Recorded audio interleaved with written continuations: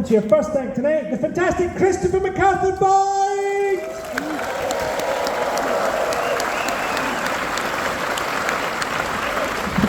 Hello, Salford! What's fucking happening? Very nice to be here. I just got assailed by some youths in the Nando's across the road after the football game. I don't know if you can tell, like, I'm not really a football kind of guy, you know. First time I ever came to this kind of neck of the woods, my dad took me to Manchester at MEN Arena to see WWE Raw. More of a wrestling guy. People always make fun of me for liking wrestling. They're always like, you know, it's fake, don't you? You know wrestling's fake. It's like, of course it's fake. Loads of good stuff's fake. Nobody comes up to me when I'm watching porn, like, you know, those two don't really love each other. Very nice to be here. I'm Frankie's opening act, and listen, you've been very polite thus far, but I know how you feel. I don't like opening acts either. I fucking hate opening acts at a comedy show. Is there anything worse?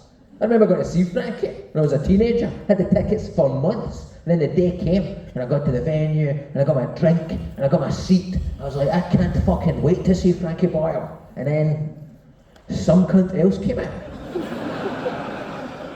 I was like, who the fuck's this? It's like you went to a restaurant and you've ordered a steak months in advance and the waiters went, you can have your steak, but first, here's some dry toast. Eat all of it now. You know, what the fuck? I feel like one of those YouTube adverts that you can't skip. Just finger hovered over skip ad, but skip ad never comes. Some of my pals who do stand-up, they've been like, oh, you know, how's it been opening for Frankie's? Has it been okay? Yes, it's been alright, man. The hardest gig I've done recently this year was actually a charity gig. Charity gig's just like a normal gig, except all the money goes to a really good cause. But sometimes someone who works for the charity wants to come down and do a speech about the charity before the stand-up starts. And that can really bring the mood down a wee bit. Because most charities are for quite sad things, you know, that's just how charities work, you know, they're always for children in need. There's never a charity for children who are fine. They don't need a charity, they're sorted. This charity I was working with was a brilliant cause. They were called Freedom from Torture. Yeah. What they do is they go all over the world and they find people who are being tortured for religious reasons and political reasons, and they rescue them. They bring them to the UK and they set them up with a new life here. What an absolutely fantastic thing to do. But the guy doing the speech went on this 25-minute rant where he just explained in explicit detail all the ways people are being tortured all over the world, international methods of torture. He was like, people are being waterboarded, they are having towels placed across their face and water is being poured continuously onto the towel. The towel becomes saturated with water, the person begins to drown, they do not drown. Drowning would be sweet release, my God, the agony never ends.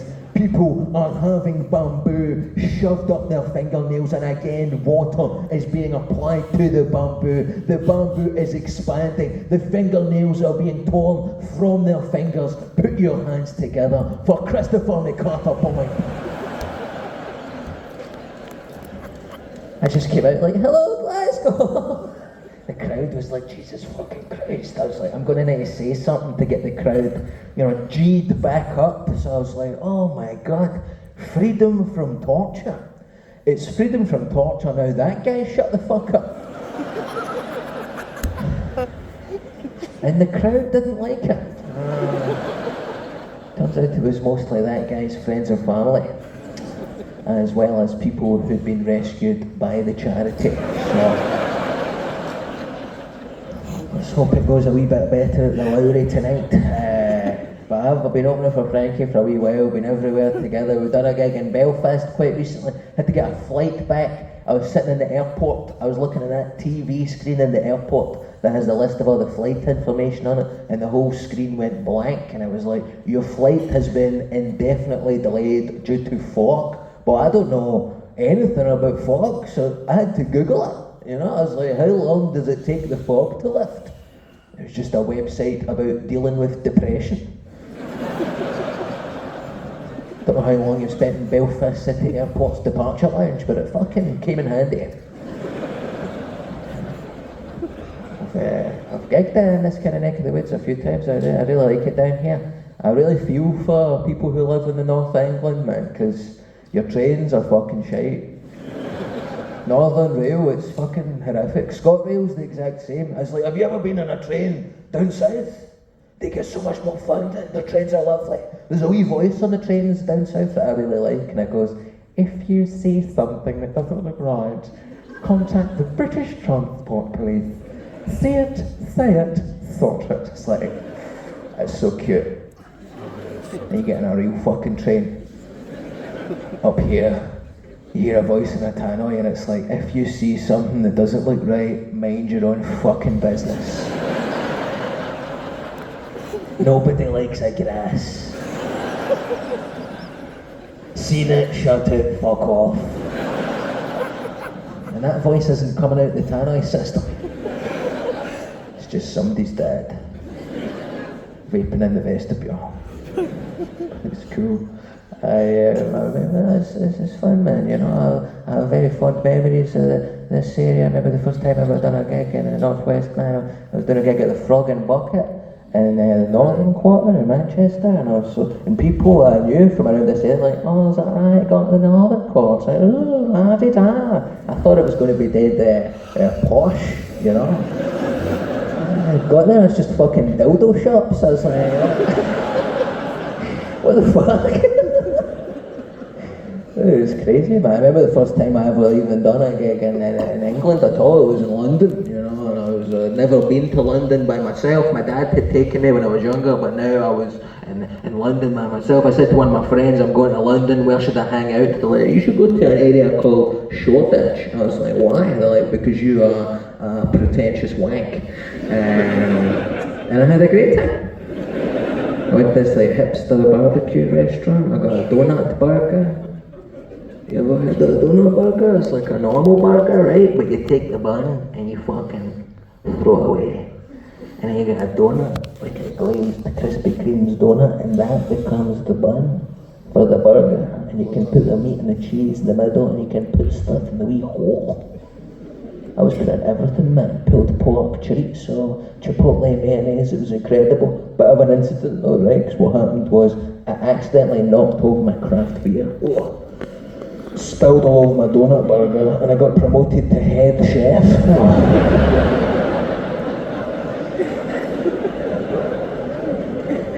I knew it was a pretentious restaurant because the waiter had one of the haircuts that you only really get on waiters in pretentious restaurants. Do you know the one where it's like all shaved out at the sides, but then on top you had like a wee one of them? What the fuck is that haircut all about? It looks like a wee handle. I thank God invented the man bun to make it easier to drown cunts. Just like...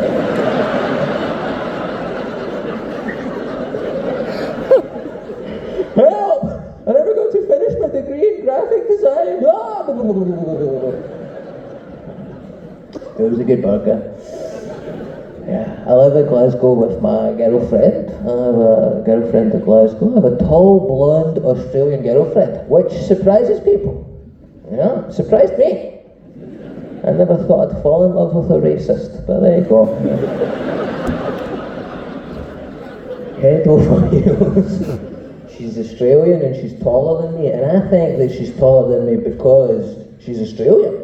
Because I've been to Australia, and generally what I found was Australian people were taller than British people. And I think it's because they grow up with uninterrupted access to the sun. So they just fucking grow up straight like sunflowers, you know? Whereas in this country, we just have the wind and the rain, so we just kind of grow in whatever direction we can, you know? Like weeds through cracks in the earth, just like, please. That's why all our old people are shaped like that. They just kept going. Like, I love my granddad, but he stands as if he's been walking into the wind for decades. It's just like... All old people in Britain have the posture of a prawn cracker. Every time I see my granddad, I want to use his body to scoop up fried rice, dip him in curry sauce and take a bite. I restrain myself, but the desire is there. I miss my girlfriend when I'm away on tour, man. She's cool.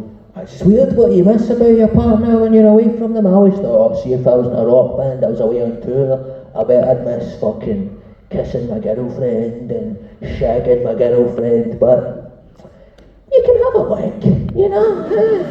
You can't do the big shop by yourself. That's what I miss, man. I miss doing the big shop with her. You learn a lot about your partner when you do the big shop with her. We realise that she is an adult, and I'm not. And we realise that when we notice that none of the breakfast cereals that she buys has an animal on the box. All my cereals have got a monkey, or a tiger, or a wee bee. All of her cereals is just an old man holding wheat. I've been alive this long, so all I eat's fucking porridge.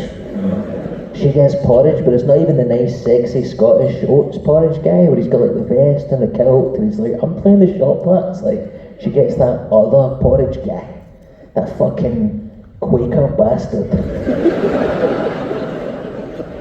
What's his problem? He's always staring out the box, stringy white hair, big hat on, big buckle on his hat. Why would you need a buckle on your hat? How much is the size of your head fluctuating? That makes me sick. Anyway, I don't know about you, Salford, but cost of living crisis has hit me hard. Last couple of years I've had to make some adjustments when I'm buying my breakfast cereal. You know, I can no longer afford the good monkey. Can't afford the good bee or the good tiger. I have to get the own brand monkey and the own brand tiger. And the animals on the own brand cereal boxes, they are smiling, but you can tell they've been made to smile. There's a darkness to the own brand animals. Their mouths are smiling, but their eyes are screaming for the sweet mercy of death. Give you an example, Tony the Tiger on the Frosties box, notoriously positive guy, he's got a blue neckerchief on, such an inspirational figure, Tony the Tiger. He's overcame a stammer to become a brand ambassador, wow. What a hero, man, you know, he's always like, Frosties, they're great. Then you get the own brand Tiger on the Frosted Flakes box, and he's just like, they're okay. I'm trying my best, but great is a strong word. Got the Honey Lips bee for Kellogg's. I love her, she's so quirky. You know, she's so cool. She's kind of indie, do you know what I mean? She's got like a fucking scarf on, pilot goggles on her forehead, even though she can already fly, whatever. She's quirky, I like her. She's always buzzing around with a little smile on her face. And then you get the own brand bee on the Honey Hoops box. I think it's a wasp.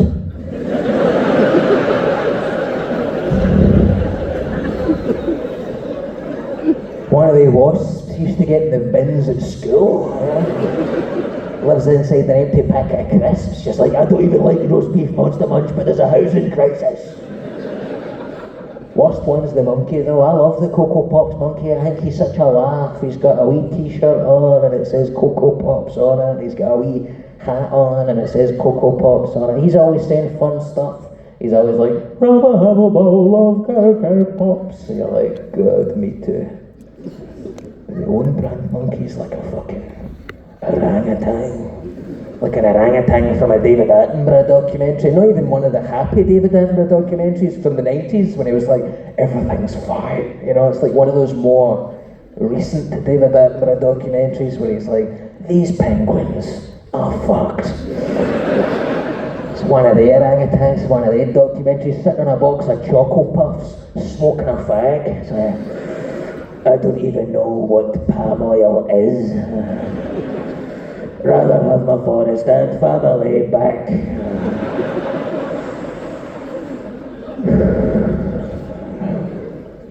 Yeah, I miss my girlfriend, man. I think touring with Frankie's had an effect on my mental health, to be honest with you. I'm a lot sadder than I used to be. It's been fun though. One thing I'll say is there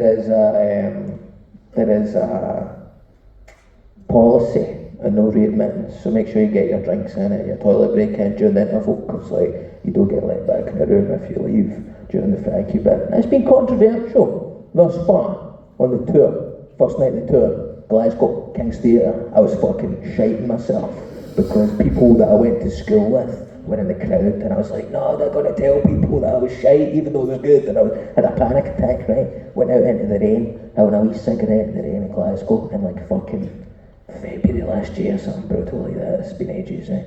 And a wee guy came out of the theatre, and he was a strange wee guy. He was too wet for how recently he'd been in the rain. And he came up to me and he went, oh my God, is that you? Is that a support act? I was like, what's wrong? He was like, I can't fucking believe this. I've came here all the way to Glasgow from Portsmouth to see the Frankie Boyle show. I went out for a piss, they won't fucking let me back in. I was like, mate, you have fucked this. Because we're doing a show in Portsmouth. Why are you here? Very strange. Yeah, I've enjoyed this too though, I really have enjoyed it. I like doing stand-up, best job I've ever had doing stand-up. I've only had 2 jobs, to be honest with you. The other job I used to have was, my dad's a hairdresser, right? So I used to work in my dad's shop, but I'm not a hairdresser. So I'm what we call the hairdressing industry shampoo boy. Yeah, I would just wash people's hair. And I don't know if you've ever washed somebody else's hair before, it's all fucked, but it's a very intimate thing. You're really touching somebody else's head with your hands. And my dad taught me this technique called the shiatsu head massage, where you take your thumbs, you put them at the base of the occipital bone, and in concentric circles, you work all the tension forward to the hairline, back to the ears, bone, hairline, ears, over and over again. It's very relaxing, it's very hypnotic, it's very sensual. I knew I was good at it, because sometimes I would be washing a man's hair, and they'd be like, can you stop that please? Just gonna stop. I'd be like, what's the matter mate, you scared your gear or something? But I remember I had to stop doing it, because I was washing this old lady's hair for the 7th Saturday in a row. She would just come in every week and get the massage, and my dad would give her the blow dry, and she was a dead posh Scottish lady, so she'd be like, Firma. I was scared I was going to snap her in half, man, because she was a proper wee prawn cracker. I'm going to render this woman crumbs, right? But she kept going Firma, and then that last Saturday, she made a wee noise I'd never heard before. She went, oh. And I was like, oh, are you enjoying that? And she went, mm-hmm. And then she said the saddest thing I'd ever heard in my life. She said, honestly, Christopher, it's just nice to have someone touch me. Nobody's touched me since Albert died. I was like, Jesus fucking Christ, man. I realised in that moment I was the only person in this old lady's life that was giving her any kind of physical affection whatsoever. But what she didn't know was I was 17 years old and a virgin. So this was the only part of my life where I was giving somebody else physical affection as well. All we had was each other. And I'll tell you what, Salford, you've got no idea what it's like to have never touched a boob but to make an old lady come through her scalp.